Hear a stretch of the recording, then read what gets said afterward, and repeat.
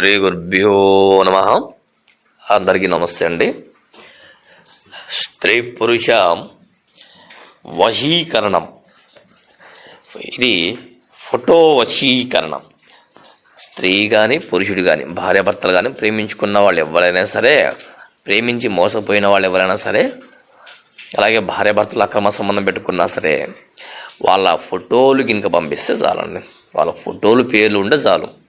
ఎంతటి వారైనా సరే, ఎంతటి ఇదైనా సరే, మన చెప్పు చేతుల్లోకి, మన కాళ్ళ దగ్గరికి రావాల్సిందనమాట. ఎంత తోడైనా సరే.